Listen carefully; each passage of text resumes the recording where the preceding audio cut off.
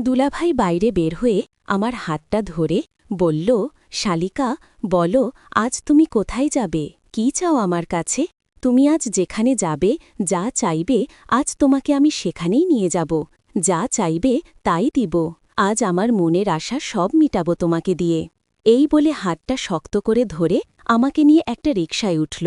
আসলে কই নিয়ে যাচ্ছে না নিয়ে যাচ্ছে আমি কিছুই বুঝতে পারছি না। আমি কিছু বলতেও পারছি না, কারণ আমারও যে ইচ্ছা করে অনেক, আমারও একা থাকতে অনেক কষ্ট হয়। আজ যদি আমার ইচ্ছাও পূরণ হয় তাহলে তো ভালোই হবে। তাই আমি আর কোনো কিছু বলছি না, যেখানে ইচ্ছা সেখানে নিয়ে যাক। এভাবেই ১০-১৫ মিনিট যাওয়ার পরে সে রিকশা থেকে নামালো। দেখি সামনে একটি বড় হোটেল। আমাকে বলল, শালিকা, এসো, এত লজ্জা করো কি জন্য? এখন আর লজ্জার কিছু নেই। তোমার বোন তো আর এখানে নেই, এখানে শুধু তুমি আর আমি। যা ইচ্ছা তাই করব। খাবে না? তাহলে থাকবে কেন? এক্ষুনি আনছি। দেখ যদি পার, ভালোই হয়। সেই সন্ধ্যা থেকে ভীষণ মাথা ধরেছে। টিভিতে আমার প্রিয় একটা সিরিয়াল চলছিল, কিন্তু জুই ঘুমোতে চলে গেল বলে ও ঘুমোতে চলে গেল। আমি কি করি ভেবে রই গেলাম। দেখেই যাই চা খেয়ে। দুলাভাই বললেন, একটু কড়া করেছ? বলে চাটা ভালো হয়েছে, দেখে যদি মাথাটা ছাড়ে। এ কি দুলাভাই, আপনার চোখ এমন লাল হয়ে আছে, কপালের পাশে রগ ফুলিয়ে গেছে কেন? ওই যে বলছি না, মাথা ধরা, এটা আমাকে খুব কষ্ট দেয়। টিপে দিব না? থাক, তুমি বেড়াতে এসেছ, আবার কি মনে করবে? কি যে বলেন দুলাভাই, কি মনে করব? আপনার কষ্ট হচ্ছে তো? না, আমার এই যে ঘাড়ের নিচে, এখানে ভিক্স মালিশ করতে হয়, এমনি হবে না, ঝামেলা আছে। তুমি পারবে না, এই জন্যে। আমার গিন্নি আমাকে ছেড়ে সাধারণত কোথাও যায় না। এই যন্ত্রণাটা খুব খারাপ। আমি এতক্ষণ শুয়ে পড়তাম, তোমাদের জন্য বসে রয়েছি। আচ্ছা, সবই ঠিক আছে, এখন আপনি কোনো কথা না বলে চলেন বিছানায় শুয়ে পড়েন। আমি আপনার ভিক্স ম্যাসেজ করে দেই, আমি ভালো ম্যাসেজ করতে পারি। মার আর্থ্রাইটিসের ব্যথা আছে তো, সবসময় করতে হয়। কিন্তু জুই দেখলে কি বলবে, আর পাশের ভাবি শুনলেই বা কেমন হবে? আরে ধুর, জুই ঘুমিয়ে পড়েছ। আপনি জানেন না, ওর ঘুম মরার মতো। আর আমি কি দেশ জুড়ে বলে বেড়াবো যে আমি দুলাভাইয়ের মাথা টিপে দিয়েছি? আর জানলেই বা কি আসে যায়, অসুস্থ মানুষের সেবা করতে হবে না। ও, তাহলে চল দুলাভাই। উঠে তার শোবার ভারে গেল। আমি জুইকে এক নজর দেখে দুলাভাইয়ের পিছনে গেলাম। আপনারা বিশ্বাস করেন, আমার অন্য কোনো উদ্দেশ্য ছিল না। ঘরের সুইচ টিপল, কিন্তু লাইট জ্বলল না। এ কি, টিউবটা আবার গেল। এই জন্যে আমার টিউবলাইট একেবারে পছন্দ না। শেষ পর্যন্ত ডিম লাইট জ্বালিয়ে দুলাভাই ভিক্সের কৌটা আমার হাতে দিলেন। পাঞ্জাবিটা খোলেন, আস্তে আস্তে খুলে খাটে উপুর হয়ে শুয়ে পড়লেন। আমি তার পাশে খাটে বসে আস্তে আস্তে ঘাড়ে কাঁধে ম্যাসাজ করছিলাম। আপনার শরীর কি শক্ত? ওরে বাবা! হ্যাঁ, পুরুষ মানুষ তো এমনই হয়। দেখবে, যখন তুমি একজন পুরুষ মানুষ পাবে, তখন দেখবে কি অসভ্য আপনি। দুলাভাই যে কি বলেন? কেন, তোমার কি পুরুষ মানুষ লাগবে না? ভালোই তো বললাম। তখন কিন্তু দুলাভাইয়ের কথা ভুলেই যাবে। থাক, আর ভুলতে হবে না।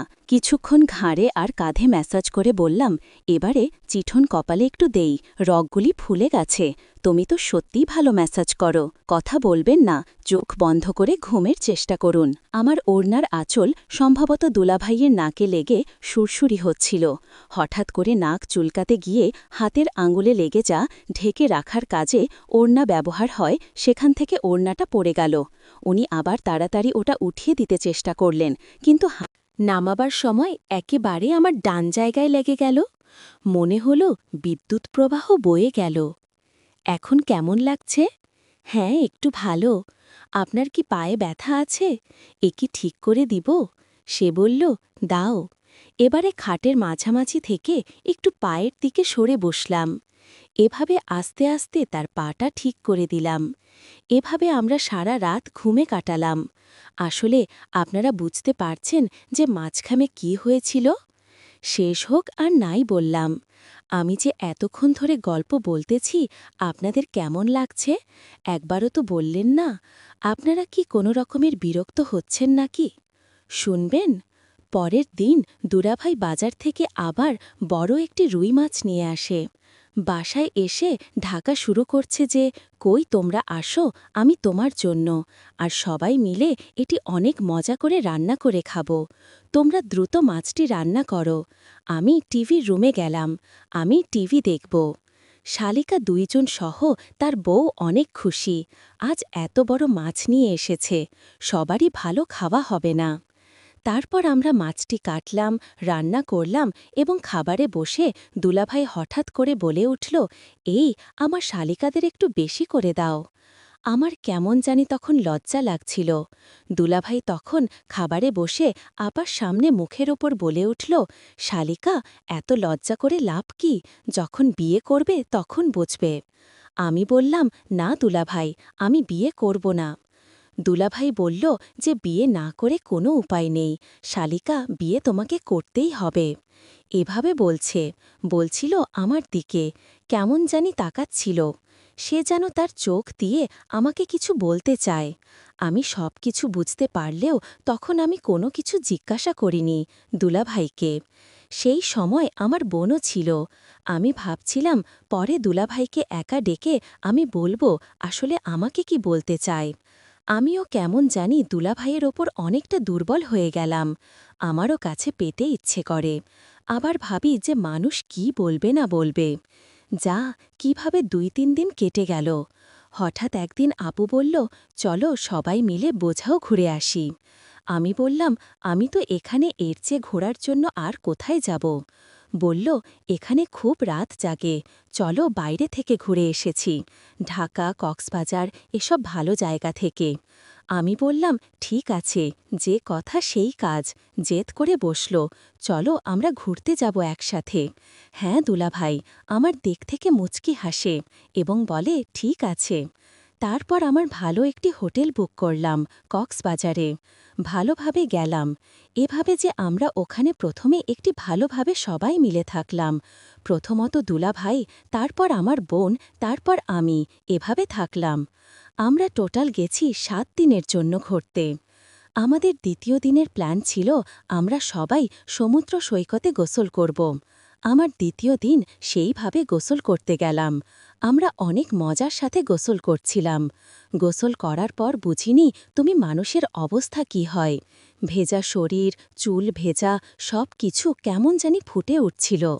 দুলাভাইয়ের চোখে কেমন জানি একটা কাজ করছিল। আমার দিকে কেমন ভাবে জানি তাকাচ্ছিল। আসলে আমি বুঝতে পারছিলাম দুলাভাইয়ের বিষয়টা, কিন্তু কি করব, সাথে আপু আছে। এসব ভাবতে ভাবতে আমরা সবাই মিলে আবার হোস্টেলে গিয়ে থাকলাম। আসলে তৃতীয় দিন অনেক ঘটনাই হয়েছিল। এখন কিভাবে আপনাদের আমি বলি। তৃতীয় দিন হঠাৎ আপু বলে উঠল, আমার শরীরটা খুব অসুস্থ, আজ তুমি একটু যাও ছোট বোনকে নিয়ে ঘুরিয়ে নিয়ে এসো। দুলাভাই তো মনে মনে অনেক খুশি, কিন্তু আপুকে বুঝতে দিচ্ছে না। আপুকে বলতেছে যে তুমিও চলো, তুমি না গেলে কেমন হবে। আপু বলতেছে, না, আমি খুব অসুস্থ, তুমি যাও আমার ছোট বোনের সব কিছু ঘুরিয়ে দেখিয়ে নিয়ে এসো। কিন্তু আপুর মন সন্তানের জন্য। দুলাভাই ২-৩ বার এভাবে জেদ করল আমার সাথে একা সময় কাটাবে, তার জন্য দুলাভাই অনেক খুশি। এটা কোনোভাবেই দুলাভাই আপুকে বুঝতে দিচ্ছে না। এভাবে অনেক কথা বলার পর আমরা দুজন বের হলাম। দুলাভাই বাইরে বের হয়ে আমার হাতটা ধরে বলল, শালিকা, বলো আজ কোথায় যাবে? তুমি আজ যেখানে যাবে, আজ তোমাকে সেখানেই তোমাকে নিয়ে যাব। আজ আমার মনের আশা সব মিটাব তোমাকে দিয়ে। এভাবে হাতটা শক্ত করে ধরে আমাকে নিয়ে একটা রিকশায় উঠল। আসলে কই নিয়ে যাচ্ছে না নিয়ে যাচ্ছে আমি কিছু বুঝতে পারছি না। আমি কিছু বলতেও পারছি না, কারণ আমারও যে ইচ্ছা অনেক, আমারও একা থাকতে অনেক কষ্ট হয়। আর যদি আমার ইচ্ছাও পূরণ হয় তাহলে তো ভালোই হবে। তাই আমি আর কোনো কিছু বলতেছি না। যেখানে ইচ্ছা সেখানে নিয়ে যাক। এভাবে ১০-১৫ মিনিট যাওয়ার পরে এসে রিস্কা থেকে নামালো। দেখি সামনে একটি বড়